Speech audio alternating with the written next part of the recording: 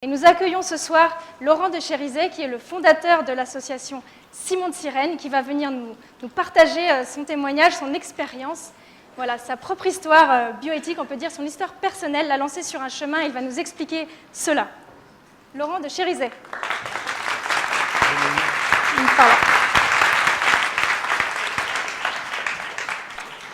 Laurent de Chérizet, bonsoir, merci d'être avec nous ce soir. Voilà, vous êtes le fondateur des communautés Simon de Sirène. Expliquez-nous quelles sont ces communautés, en quoi ça consiste, s'il vous plaît.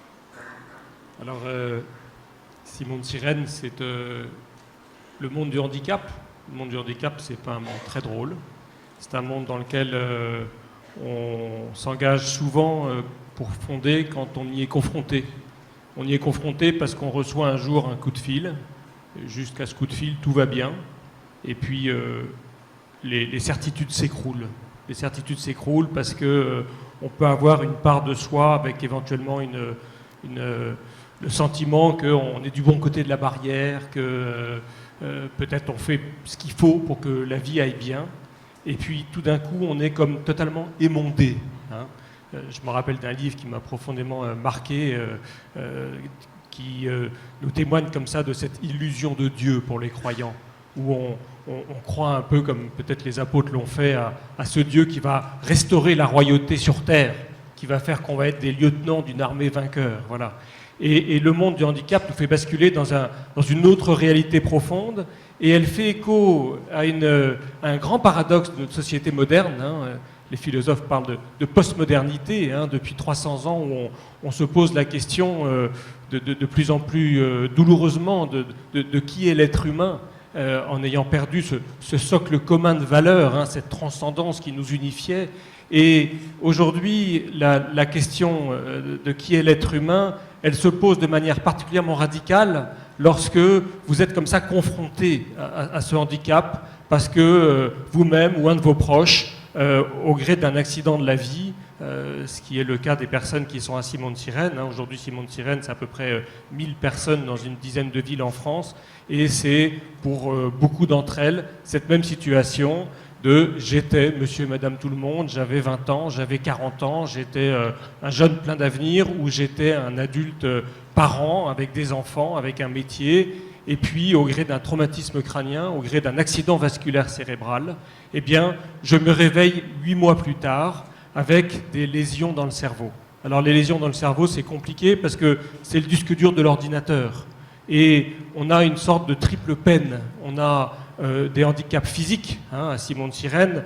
Il y en a, c'est visible, ils sont en fauteuil. Il y en a d'autres, ils se font arrêter 2 fois, 3 fois par jour parce qu'on croit qu'ils sont en état d'ébriété. Tous les jours, tous les jours, tous les jours. Voilà. Et puis après ça, il y a du handicap psychique lié aux lésions, et du handicap psychique lié à j'étais monsieur, madame, tout le monde, j'avais une identité, j'avais un chemin, j'avais un sens à ma vie, et je ne suis plus. Voyez-vous ? Et ce handicap est d'une violence inouïe, et il y a de quoi. Et puis il y a du handicap cognitif. Je veux dire soleil, je vais dire pluie. Je me rappelle de qui j'étais avant l'accident, je ne me rappelle pas de ce que j'ai fait il y a 10 minutes. Voilà. Et ça vient poser une question dramatique à notre société. Ça vient poser la question à notre société de pourquoi est-ce qu'on garde en vie ces gens-là ? Voyez-vous ? Et cette question dramatique, je nous invite à ne pas y répondre trop vite, quelles que soient nos convictions. Parce que c'est une question qui est douloureuse et complexe. Et c'est une question que la personne qui se réveille au bout de 8 mois va se poser de manière lancinante. On entendait tout à l'heure que le deuil, c'est des années. En moyenne, moi, je vois dans les groupes de parole à Simon de Sirène que c'est 8 ans, 10 ans, 12 ans pour accepter que non, la page s'est tournée, nous ne serons plus la personne que nous étions avant. Hein. Et à ce moment-là, eh bien, cette espèce de point d'interrogation, voire éventuellement de contresens de notre société postmoderne, est éclairée avec une lumière extrêmement crue, parce que cette société fait un effort fantastique qu'il faut saluer, qu'il faut valoriser. Simon de Sirène n'aurait pas existé dans les années 70. Ça existe parce que ça répond à un nouveau problème. Et ce nouveau problème, c'est parce que la société a eu l'intelligence, l'énergie, la volonté politique, les capacités financières d'implanter des SAMU partout en France. Voyez-vous ? Ça, c'est important de s'arrêter là-dessus. Voyez-vous, c'est important d'avoir ce regard d'espérance. Notre société est capable de cela. Et avec ça, notre société garde en vie, chaque année, en France, et c'est vrai dans les autres pays, à la même échelle, 40 000 personnes. 40 000 personnes qui, avant les SAMU, décédaient. 40 000 personnes qui vont se réveiller avec cette triple peine. 40 000 personnes qui vont devenir des poids économiques pour la société, qui ne pourront plus répondre aux exigences de « je suis, par mon travail, parce que je fais, parce que je gagne, par ce que je sais, parce que je parais, parce que je peux communiquer ». Vous voyez, tout cela s'effondre. Et là, la question dramatique, ce phare extrêmement cru, c'est ce pourquoi qu'il faut qu'on entende en deux mots, voyez-vous. Pourquoi, pour quel sens, pour quel projet, pour quelle motivation, peut-être pour quelle utilité. Est-ce qu'on garde en vie ces gens-là? Est-ce qu'on nous garde en vie?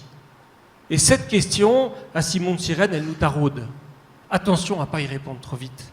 On peut créer beaucoup de souffrance dans notre société postmoderne. On a tellement envie d'avoir des réponses. On a tellement envie de régler la souffrance de l'autre. Merci Laurent. Alors Simon de Cyrène, ce sont des lieux de vie partagés. Est-ce que vous pouvez nous expliquer d'où est venu ce projet? Comment c'est né vous personnellement? Qu'est-ce qui vous a mis sur ce chemin? Alors Simon de Cyrène, je vous l'ai dit, est né d'histoire familiale. La mienne ma famille en fait partie, qui a reçu ce coup de fil, et puis qui, pendant longtemps, va ne pas savoir si la personne décède ou reste en vie. Ça, c'est le temps du coma, 6 mois, 8 mois, 1 an, plusieurs années. Hein, on a tous en tête des histoires dramatiques. Et puis un jour se réveille, et là, pendant encore de nombreuses années, du temps d'hospitalisation, hein, de réadaptation, et puis un jour, la personne, avec des handicaps très sévères, est stabilisée.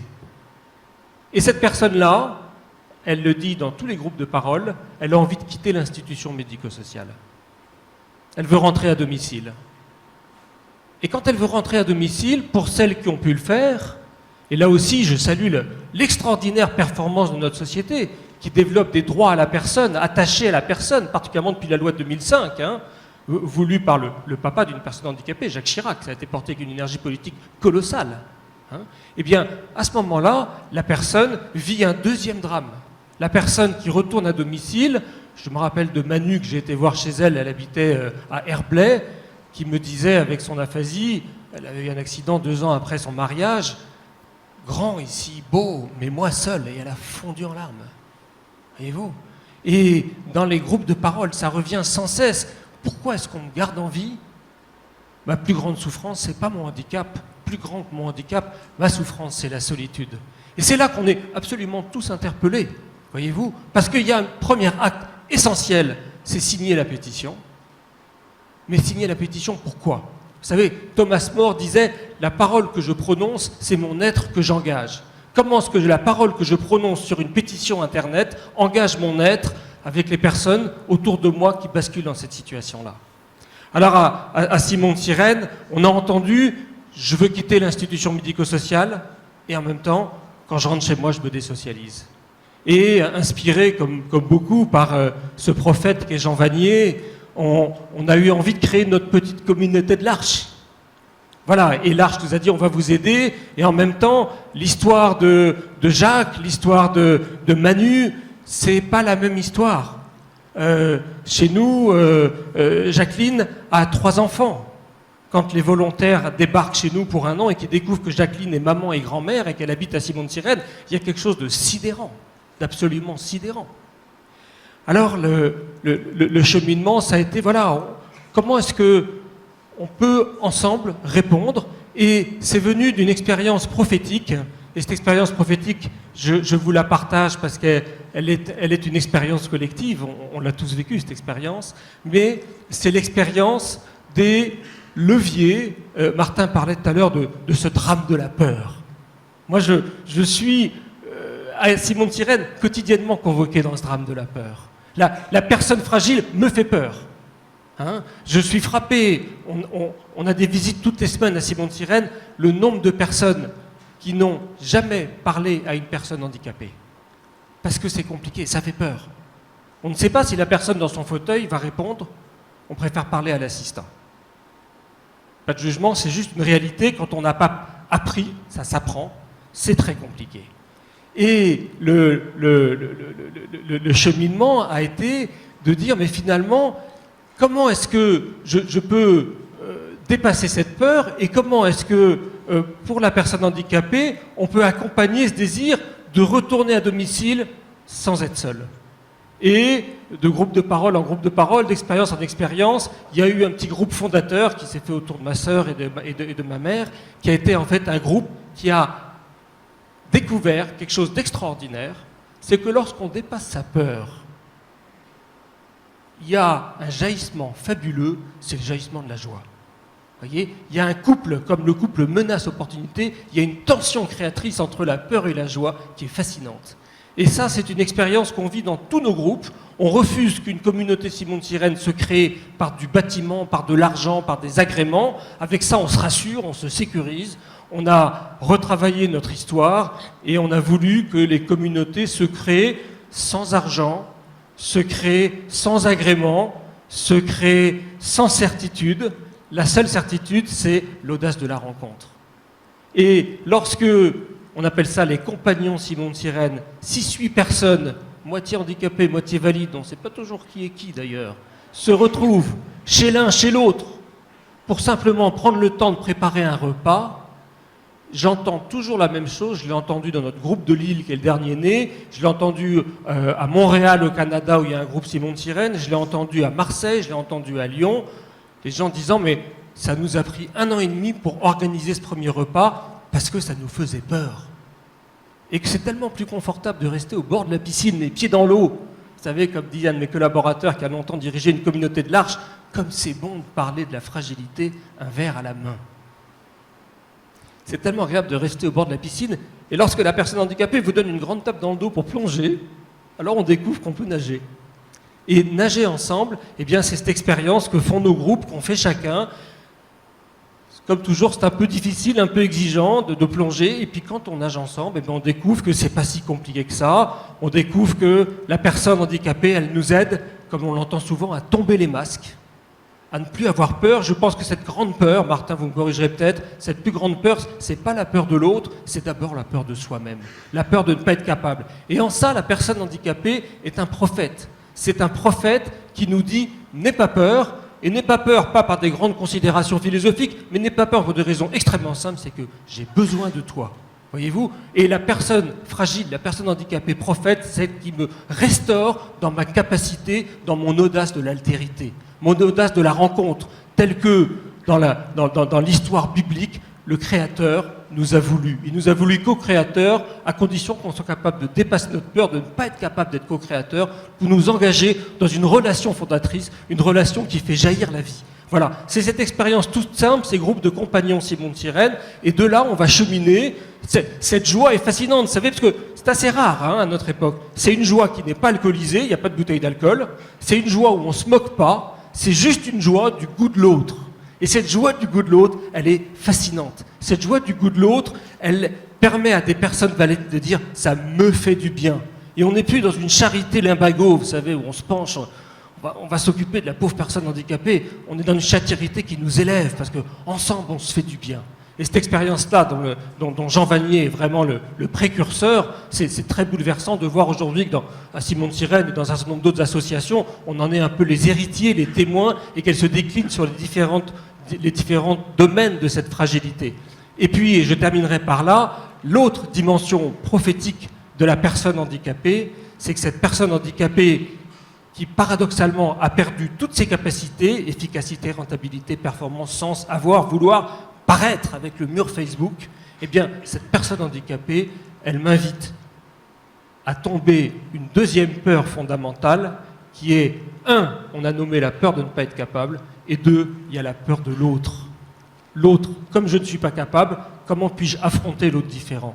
Quand la personne fragile dans son fauteuil me dit « Comment veux-tu avoir peur de moi? Je ne suis incapable de te surclasser », alors c'est vraiment bon de découvrir que être humain, c'est un verbe d'état et qu'on peut être humain ensemble. Merci. Merci Laurent. Dans les 30 secondes qui nous restent, je voulais juste vous demander, Simon de Sirène, vous venez de vivre un événement, la France s'engage. Est-ce que dans la petite minute qui nous reste, vous pouvez nous expliquer quel est le lauréat, ce prix? Qu'est-ce que ça Ça signifie? c'est en fait, une fois qu'on a ce groupe de compagnons Simon de Sirène, c'est ce groupe-là qui va donner le rythme en fait, de la création de nos communautés, qui va nous amener après ça à travailler sur comment est-ce qu'on trouve. Parce que c'est compliqué, vous savez, une des paroles qui a été très compliquée, c'est que moi tout de suite quand j'ai entendu ces gens me dire ça, je leur ai dit mais c'est super, on va aller monter des belles maisons à la campagne. Et je me rappelle de Étienne me disant « Laurent, ça c'est ton rêve de valide. Tu vas nous rajouter un handicap si on est à la campagne. Nous, on veut être au centre de la ville. Alors ton idée d'avoir un jardin, c'est bien, garde-le, mais près du métro. » C'est un peu compliqué. Aujourd'hui, on a 8 constructions dans 8 villes. On est à peu près en train de construire 500-600 logements. Sur des communautés de 50-60 logements. Il y a systématiquement un jardin près du métro, près du tram en centre-ville. Je ne sais plus qui disait, peut-être Saint-Vincent-de-Paul, les pauvres sont des maîtres exigeants, ils nous amènent par la porte étroite, mais quand on demande précisément, avec eux, on reçoit. Ça, c'était une expérience assez extraordinaire. Et on reçoit aussi le fait d'être reçu à l'Élysée, parce que le président de la République a fait un prix, qui est le prix de l'innovation sociale sur les grands sujets de société, et parce qu'il y avait un vote du public peut-être, nous avons été lauréats de ce prix et nous avons été reçus avec Karine et avec Jacques. Et Karine, dans son fauteuil, lorsque la ministre du Handicap lui a dit « Alors vous habitez dans cette belle communauté Simon de Sirène à Vanves ?» Peu de mémoire récente, elle a dit « Non, j'habite Garches. » Voilà. Et lorsque Charles, le ministre de la Jeunesse et des Sports, lui a dit « Alors vous faites votre volontariat service civique à Simon de Sirène, pourquoi vous êtes là ?» Il a eu cette réponse bouleversante. Ce jeune de 20 ans, il a dit, vous savez, c'est pas quelqu'un qui cause beaucoup. Il a encore une gueule un peu adolescente et il a dit, mais vous savez, moi, ça faisait 4 ans que je me cherchais. Ici, je me suis trouvé.